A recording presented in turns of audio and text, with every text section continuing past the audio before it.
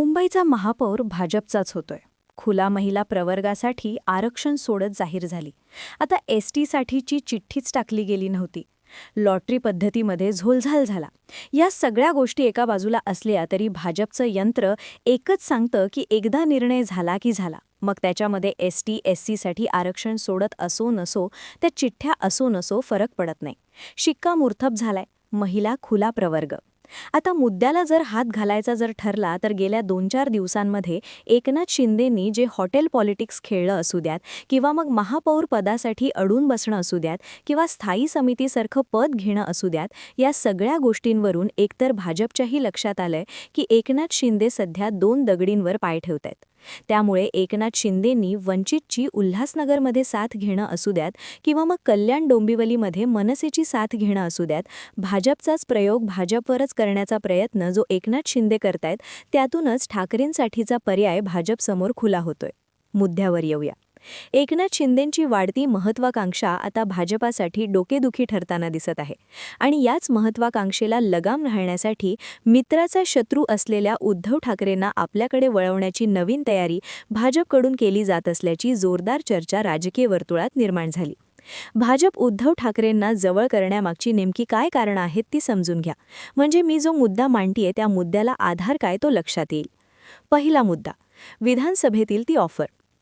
या सर्व प्रकरणाची मुळे विधानसभा अधिवेशनातील देवेंद्र फडणवीस यांच्या भाषणात आहे. भर सभागृहात त्यांनी उद्धव ठाकरेंना ऑफर देत आपल्याला इकडे येण्यासाठी स्कोप असल्याचं म्हणत राजकीय वर्तुळात नवीन पिल्लू सोडलं होतं. काही राजकीय तज्ज्ञांच्या मते हे विधान केवळ विनोदाचा भाग नव्हता, तर ती एक राजकीय खेळी होते. शिंदेंच्या वाढत्या प्रभावामुळे भविष्यात भाजपला आपली ताकद टिकवण्यासाठी जुन्या मित्राची गरज भासू शकते हे फडणवीसांनी ओळखलं होतं. महानगरपालिकांच्या धमधुमीत उद्धव ठाकरेंनी आपल्या एका मुलाखतीत फडणवीस यांना उद्देशून एक विधान केलं होतं. फडणवीस यांनी मातोश्रीवरची टीका थांबवली तर त्यांच्यासाठी आपली दारे खुली असल्याचं ते म्हटले होते. याला सकारात्मक प्रतिसाद देत फडणवीस यांनी देखील आपण कधीही मातोश्रीवर टीका केली नसल्याचं म्हटलं होतं. या एकमेकांना पूरक विधानांमुळे राज्यात नवीन समीकरण अस्तित्वात येणार का अशी चर्चा सुरू झाली होती. दुसरा मुद्दा, लहान भाऊ बनून राहण्यास विरोध. एकनाथ शिंदे यांनी शिवसेनेवर दावा केला, धनुष्यबाण मिळवला आणि आता ते स्वतंत्र ताकद उभी करतायत. कल्याण डोंबिवलीत मनसेला सोबत घेणं असो किंवा उल्हासनगरमध्ये वंचितच्या मदतीने भाजपला सत्तेबाहेर ठेवणं असो, शिंदे आता केवळ भाजपचे धाकटे भाऊ म्हणून राहण्यास तयार नाहीयेत. मुंबई महानगरपालिकेतही त्यांनी स्वतःच्या 29 जागांच्या बळावर महापौर पदावरती दावा ठोकला. भाजपला मुंबईत आपला महापौर बसवायचा आहे, पण शिंदे आडवे येत आहेत. यामुळेच भाजपला शिंदे आता जड वाटू लागलेत. तिसरा मुद्दा, ठाकरेंची देवाकडे प्रार्थना आणि शिंदेंची अतिमहत्वाकांक्षा. मुंबईच्या महापौर पदाचा तिढा केवळ शिंदेंच्या हट्टामुळे रखडला हे भाजपसह सर्वच पक्षांना चांगलंच माहिती आहे. शिंदेंनी 29 नगरसेवकांच्या बळावर महापौर पदाची मागणी करणं म्हणजे भाजपसाठी तळपायाची आग मस्तकात जाण्यासारखं आहे. अशावेळी थोडे मतभेद आणि जुनी कटुता दूर ठेवून शिंदेंना बाहेरचा रस्ता दाखवून भाजप ठाकरेंच्या बळावर आपला महापौर महापालिकेवर बसवू शकतं. तसं पाहिलं तर युतीत असताना ठाकरेंनी कधीही भाजपला असं वेठीस धरण्याचं राजकारण केलं नव्हतं. तुटेल एवढं कधीही ताणलं नव्हतं. परंतु शिंदेंचा पॅटर्न वेगळा. आधी गेल्या विधानसभेत निवडणुकीतही त्यांनी पुन्हा मुख्यमंत्री बनण्याचा आग्रह लावून धरला होता. त्यामुळे निकाल लागून तसेच बहुमत मिळूनही देवेंद्र फडणवीस यांना आपल्या मुख्यमंत्रीपदाच्या राज्याभिषेकासाठी बराच वेळ वाट बघावी लागली. त्यामुळे आता शिंदे भाजपच्या डोक्यात जाण्याइतके ताणून धरत असल्याचं अनेकांचं मत आहे. चौथा मुद्दा, फडणवीस ठाकरेंची म्युच्युअल गरज. शिंदेंचा लगाम ओढण्यासाठी भाजपला ठाकरेंची गरज भासते. भविष्यातील निवडणुकांमध्ये शिंदे जर जास्त जागा मागायला लागले किंवा भाजपच्या हक्काच्या जागांवर दावा सांगू लागले तर भाजप त्यांना ठाकरे नावाचा धाक दाखवू शकतं. दुसरीकडे भाजपला मुंबईत सत्ता हवी. जर शिंदेंनी महापौर पदासाठी अडून धरलं किंवा पुढील 5 वर्षांच्या सत्ता काळात पुन्हा शिंदेचं नाराजी नाट्य समोर आलं तर भाजप तडजोड म्हणून ठाकरेंसोबत नवीन समीकरण मांडून त्यांच्या हातात ठेवू शकतं. पाचवा मुद्दा, हिंदुत्वाचा समान धागा.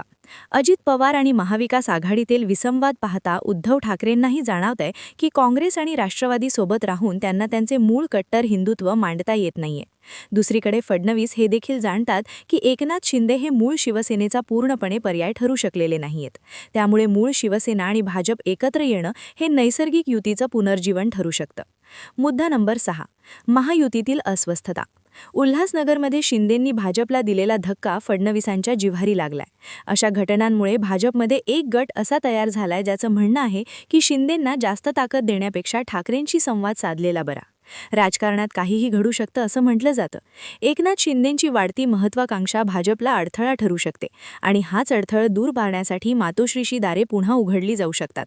भाजप आणि शिंदेमध्ये कोणकोणते वादाचे मुद्दे सुरू राहिलेत तेही पाहणं गरजेचं आहे. लक्षात घ्या, याआधी भाजपनं ठाकरेंसोबत असताना तुटेपर्यंत ताणलं नाही किंवा महायुती या डेटपर्यंत टिकवायची असं म्हटलं नाही. मात्र रवींद्र चव्हाणांनी शिंदेंसोबत आम्हाला 2 तारखेपर्यंत युती टिकवायची हे विधान करून टोकावर नेलं होतं. आता हे समजून घेऊयात, भाजप आणि शिंदेत कुठे कसं बिनसलं. 2024च्या विधानसभा निवडणुकीत महायुतीला मोठं यश मिळालं. भाजपने 132 जागा जिंकल्यामुळे मुख्यमंत्रीपदावर त्यांनी दावा केला. परंतु एकनाथ शिंदे हे मुख्यमंत्रीपदासाठी रुसून बसले. त्यांनी काही काळ नाराजी व्यक्त करत सातारा जिल्ह्यातील आपल्या गावी जाणं पसंत केलं होतं. परंतु मुख्यमंत्री भाजपचाच होणार हे स्पष्ट झाल्यावर त्यांना पुन्हा युतीत यावं लागलं. मुख्यमंत्रीपद मिळत नाही हे समजल्यावर शिंदेंनी पुन्हा गृहमंत्रीपदासाठी आग्रह सुरू केला. मंत्रिमंडळ वाटपादरम्यान शिंदेंनी गृह खात्यासाठी आग्रह धरला होता. मात्र मुख्यमंत्री फडणवीस यांनी हे खाते स्वतःकडेच ठेवल्याने शिंदे गट नाराज झाला होता. देवेंद्र फडणवीस यांनी मुख्यमंत्रीपदाची धुरा सांभाळल्यानंतर शिंदे सरकारच्या काळातील काही कार्यपद्धती आणि अधिकारांमध्ये त्यांनी बदल केले होते. एकनाथ शिंदे मुख्यमंत्री असताना त्यांनी अनेक मर्जीतील अधिकाऱ्यांच्या नियुक्त्या केल्या होत्या. फडणवीस मुख्यमंत्री झाल्यावर त्यांनी 100 दिवसांचे लक्ष्य निर्धारित केलं आणि अनेक विभागांच्या कामांचे पुनरावलोकन सुरू केलं, ज्यामुळे शिंदेंच्या काही जुन्या नियुक्त्यांच्या कार्यक्षमतेवरतीच प्रश्नचिन्ह निर्माण झालं.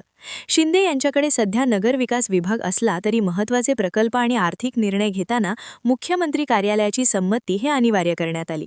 एक प्रकारे शिंदेंचे पंख छाटण्याचे प्रयत्न भाजपकडून करण्यात येत होते. शिंदे गटाकडून लाडकी बहीण योजनेचे सर्व श्रेय घेण्याचा प्रयत्न झाला. मात्र फडणवीस मुख्यमंत्री झाल्यावर त्यांनी या योजनांच्या जाहिरातींमध्ये बदल करून त्या महायुतीच्या नावाने प्रसिद्ध करण्याचे धोरण राबवले. महापालिका निवडणुका लांबणीवर पडल्या असताना शिंदेंनी प्रशासकांमार्फत जे निर्णय घेतले होते त्यातील अनेक आर्थिक तरतुदींना नवीन सरकारने स्थगिती देऊन नव्यानं छाननी सुरू केली. यासोबतच तानाजी सावंत आरोग्यमंत्री असताना त्यांनी वैद्यकीय क्षेत्रातील दिलेले तब्बल 3000 कोटींचे कंत्राट भाजपनं रद्द करून आधीच्या कंत्राटांची चौकशी लावली. थोडक्यात भाजपला आता शिंदे म्हणजे धोक्याची घंटा वाटू लागलेत. ज्या पद्धतीने शिंदे दिवसेंदिवस आपली महत्त्वाकांक्षा वाढवतायत ते बघता शिंदेपेक्षा ठाकरे परवडतील असं भाजपला आता वाटू लागले. या सगळ्या घडामोडींकडे तुम्ही कसं पाहता? कमेंट सेक्शनमध्ये जरूर व्यक्त व्हा. अशाच माहितीपूर्ण व्हिडिओसाठी आपलं चॅनल आवर्जून सबस्क्राईब करा. मला हेही सांगा की भाजपला शिंदे परवडतील की ठाकरे परवडतील? 25 वर्ष ठाकरे आणि भाजप यांची युती टिकली होती. मात्र इथे शिंदेसोबत 5 वर्षाचं तुटतंय की जुळतंय असे लोकांमध्ये धाकधूक आहे. आता या दोन्ही गोष्टींमध्ये ठाकरेंनी भाजपसोबत गेलं पाहिजे की भाजपनं शिंदे सोडून ठाकरेंसोबत आलं पाहिजे? झालं गेलं विसरलं पाहिजे असे बरेच लोकांमध्ये मतमतांतर आहे. तुमचं मत कमेंट करा.